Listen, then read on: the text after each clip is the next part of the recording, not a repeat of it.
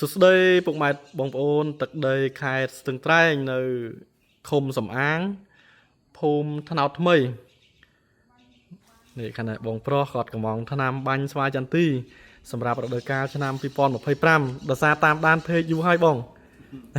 បាត់តើតើមួយការតាមដានយ៉ាងហោចណាស់ក៏កន្លះឆ្នាំដែរមុននឹងសម្រាប់ចិត្តប្រើឥឡូវកំពុងតែសរសេរវិក័យបាត់ឲ្យបងគាត់ទូទាត់លុយបងប្អូន N+ សម្រាប់ពៅដើមពៅត្រួយពីដើមទីទៅ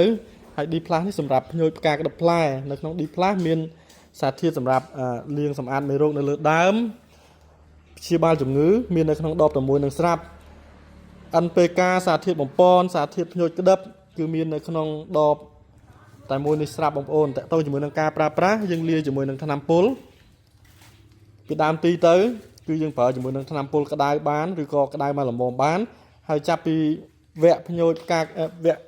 ក្តឹបផ្លែយើងអាចដូរមកប្រើប្រភេទថ្នាំពុលត្រជាក់វិញដើម្បីកុំឲ្យវាប៉ះពាល់ផ្កាប៉ុន្តែនៅក្នុងករណីដែលចន្ទទីរបស់យើងប្រើជាមួយនឹងថ្នាំពុលធម្មតាហើយប៉ុន្តែវានៅតែកៀងបងប្អូនអាចផ្ដាច់ថ្នាំពុលមួយរយៈពេលខ្លីដើម្បីភ្ញួយយកផ្កាក្តឹបផ្លែតាក់ទងជាមួយនឹងបច្ចេកទេសផ្ដាច់ថ្នាំពុលបងប្អូនអាចតាក់ទងមកប្រឹក្សាជាមួយនឹងក្រុមការងារបច្ចេកទេសបាននេះបងប្អូនយើងនៅទឹកដីខេត្តស្ទឹងត្រែងបងប្អូនឥឡូវយើងវិលជុំបងប្អូន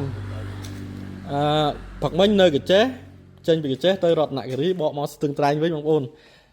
មួយថ្ងៃយើងធ្វើការបាន3ខេត្តបាន5អតិថិជននៅក្នុងថ្ងៃហ្នឹង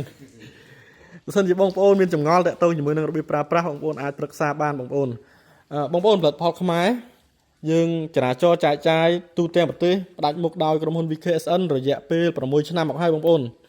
ចូលរួមជាមួយប្រជាកសិករដើម្បីអភិវឌ្ឍកសិកម្មកម្ពុជា